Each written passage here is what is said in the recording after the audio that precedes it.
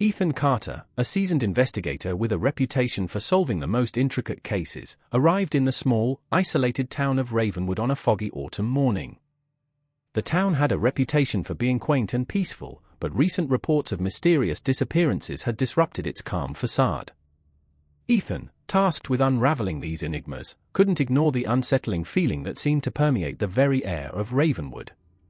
The first disappearance was that of Robert Mitchell, a respected local businessman. The townsfolk were visibly anxious, and whispers of foul play spread like wildfire. As Ethan walked through the narrow streets, he was greeted with wary glances and hushed conversations. It was clear that the townspeople were hiding something, but Ethan couldn't quite place what it was. His initial interviews with the residents yielded little useful information. Most people offered vague responses or deflected questions with half-hearted answers. The local sheriff, a grizzled man named Sheriff Collins, was cordial but seemed overly eager to downplay the situation. Collins insisted that the disappearances were simply a series of unfortunate events and dismissed Ethan's inquiries as unnecessary. One evening, as Ethan was reviewing the case files in the local diner, a young woman approached him. She introduced herself as Claire Hawkins, a local reporter with a keen interest in the disappearances. Claire had been investigating the case on her own, and she expressed a desire to work with Ethan to uncover the truth. Though Ethan was initially skeptical of her intentions, he recognized that her local knowledge could be invaluable. Claire and Ethan met frequently to discuss their findings. Claire revealed that the missing people were all connected to a secretive group that had recently surfaced in town. This group, known only as the Circle, was rumored to have influence over many of Ravenwood's elite. Claire had uncovered some unsettling evidence suggesting that the Circle might be involved in the disappearances, but the evidence was sparse and circumstantial. As Ethan and Claire delved deeper, they discovered that the missing individuals had all been seen near an old, abandoned mansion on the outskirts of town shortly before their disappearances. The mansion, a decrepit structure with boarded-up windows and a rotting roof, had long been a source of local superstition. Some believed it to be haunted, while others whispered of darker, more sinister activities. One rainy afternoon, Ethan and Claire decided to investigate the mansion. The place was as eerie as they had imagined, with creaking floorboards and shadows that seemed to shift in the dim light. As they explored, they found evidence of recent activity, a series of freshly extinguished candles and signs of a hurriedly abandoned meeting. Ethan's intuition told him that they were on the right track, but the lack of concrete evidence left them with more questions than answers. Despite their growing frustration, Ethan and Claire remained committed to uncovering the truth. The tension between them was palpable. Ethan couldn't fully trust Claire, and Claire seemed to be hiding something of her own. Nevertheless, their uneasy alliance continued as they navigated the complexities of Ravenwood's dark secrets. The mystery deepened with each passing day, and Ethan began to feel a sense of urgency. The town's facade of normalcy was slipping away, revealing a darkness that seemed to envelop everything. With each step closer to the truth, Ethan could feel the danger closing in, but he knew he had to press on. The truth about Ravenwood and its secrets was waiting to be revealed, and Ethan was determined to uncover it, no matter the cost. As Ethan and Claire continued their investigation, they began to uncover troubling connections between the missing persons and a shadowy figure known as Marcus Langford. Marcus was reputed to be the head of a criminal syndicate operating behind the scenes in Ravenwood. His name was whispered with fear and reverence, and it became clear that he was deeply intertwined with the town's dark underbelly. Their research revealed that the missing individuals had all been involved in activities or businesses that could potentially threaten Marcus's interests. Robert Mitchell, the latest disappearance, had been a vocal critic of local corruption, which made him a prime target for Marcus's enforcers. Ethan and Claire's growing suspicion about Marcus intensified when they discovered that several of the disappeared had been seen in the vicinity of Marcus's estate shortly before their disappearances. Despite their growing leads, Ethan felt a sense of mounting frustration. The more they dug into Marcus's operations, the more elusive concrete evidence became. Marcus seemed to operate with an impenetrable network of loyalists who shielded him from scrutiny. The town's air of secrecy only heightened Ethan's suspicion that there was more going on beneath the surface than met the eye. Their investigation took a dangerous turn when Ethan started receiving anonymous threats. The notes, left in cryptic messages and sometimes in plain sight, warned him to cease his inquiries into Marcus. Ethan's determination to uncover the truth only grew stronger in response to these threats. He shared the threats with Claire, hoping she might provide additional insight or assistance. Claire's behavior became increasingly erratic. She often disappeared for hours at a time, and when she returned, she seemed more guarded and less forthcoming. Ethan's trust in her began to wane. One evening, while going through some documents, Ethan stumbled upon a series of text messages on Claire's phone that suggested she had been in contact with Marcus's associates. The messages indicated that Claire might have been playing both sides, feeding information to Marcus while working with Ethan. When Ethan confronted Claire about the messages, she was defensive and evasive. She admitted to having a complicated past with Marcus but insisted that she was now working to bring him down from within. Claire explained that she had once been involved with Marcus but had grown disillusioned with his criminal activities. She claimed that she had been trying to gather enough evidence to expose him, and Ethan was her only ally in this dangerous mission.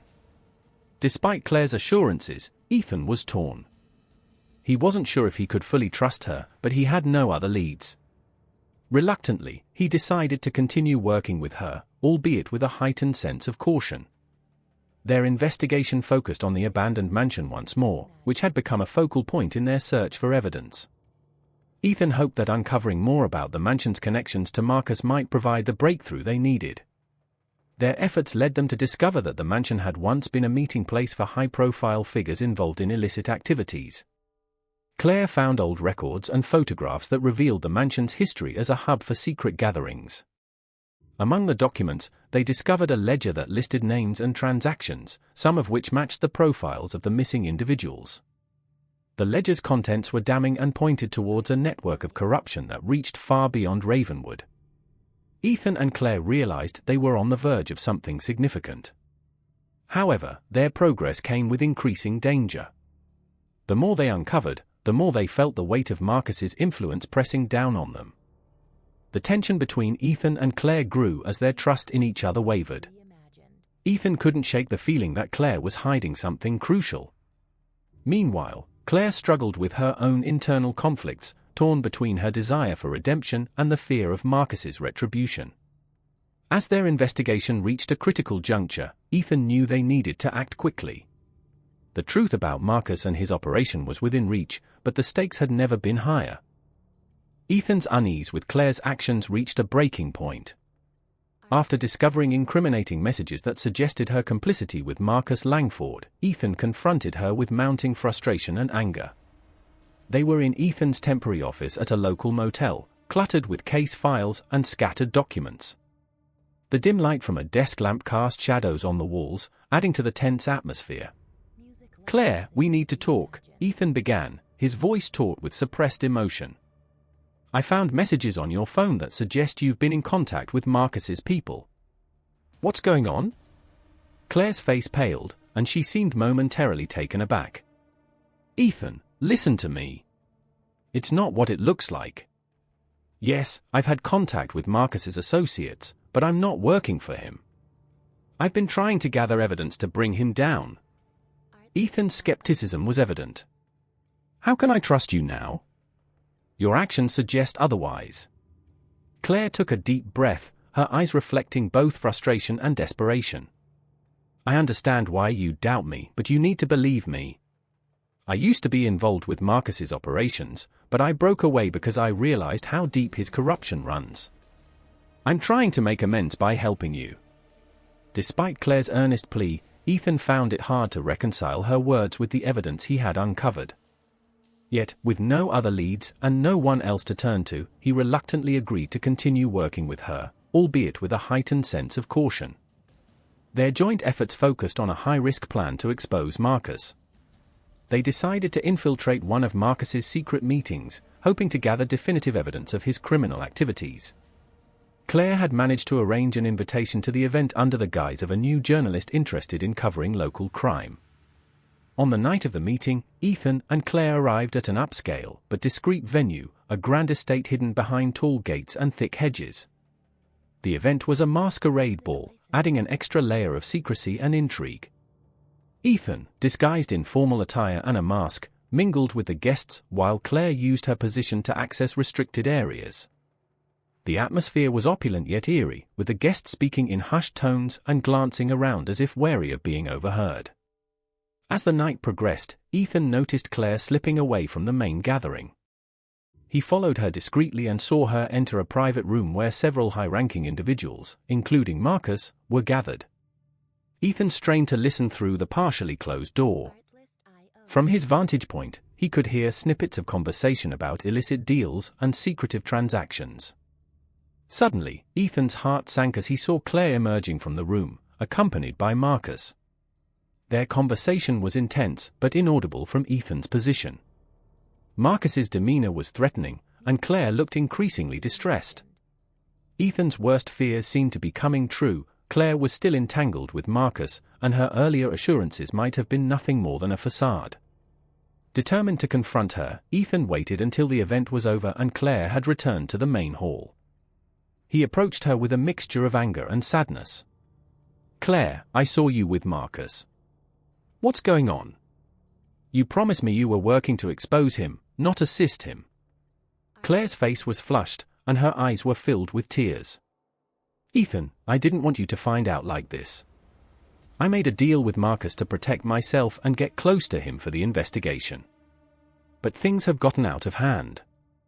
Marcus is more dangerous than I realized, and now he's using my involvement as leverage." Ethan was torn between his anger and his concern for Claire's safety.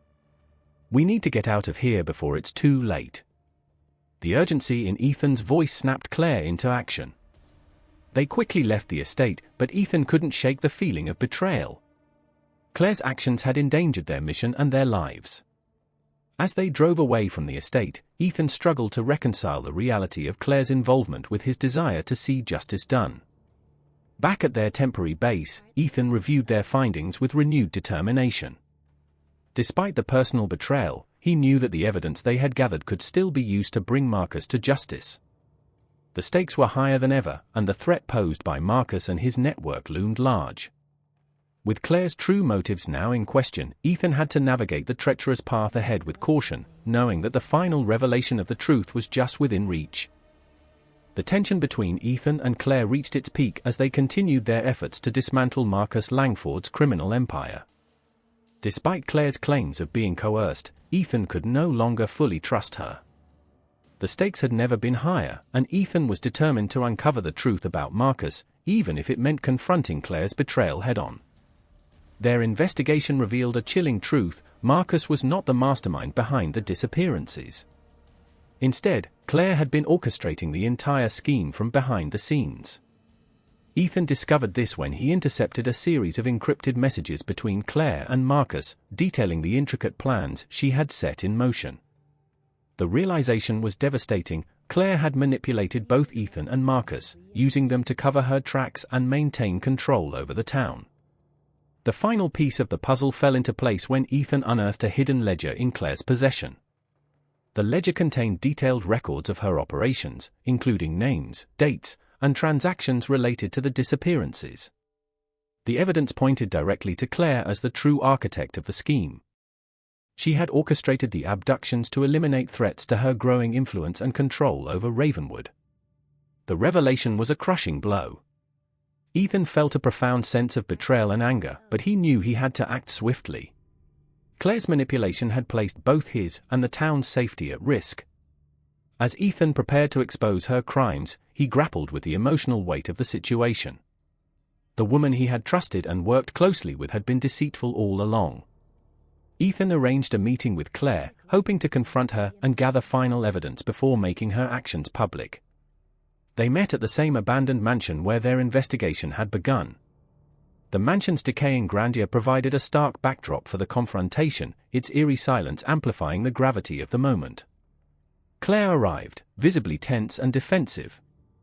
Ethan, with a mix of determination and sorrow, presented her with the ledger and the incriminating messages. "Claire, this is over. I know everything. You've been behind the disappearances all along." Claire's face contorted with a mix of fear and defiance. "Ethan, you don't understand. I was trying to protect myself and control the chaos. Marcus was a means to an end. I needed to maintain order. Ethan's voice was resolute. You used me and everyone else as pawns in your twisted game. You've endangered lives for your own gain. It's time for you to face justice. Claire's eyes reflected desperation as she realized the gravity of her situation. Please, Ethan. There's still time. We can make this right. Just give me a chance to fix things. Ethan was unmoved by her pleas. He knew that any leniency would only perpetuate the cycle of deception and danger. With a heavy heart, he contacted the authorities and presented them with the evidence. The police arrived promptly, and Claire was taken into custody.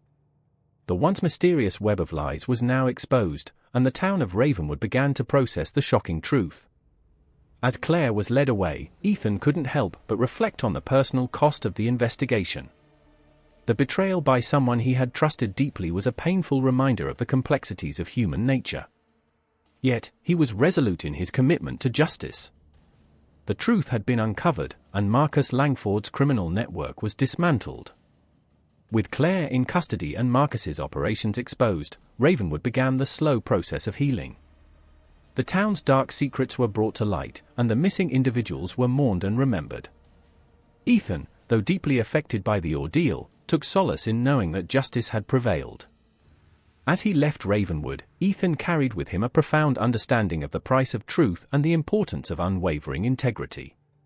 The case had tested his resolve and trust, but it had also reaffirmed his commitment to uncovering the truth, no matter how painful it might be. The shadows of Ravenwood had been lifted, but the scars of the investigation would linger, a testament to the complexities of human nature and the relentless pursuit of justice.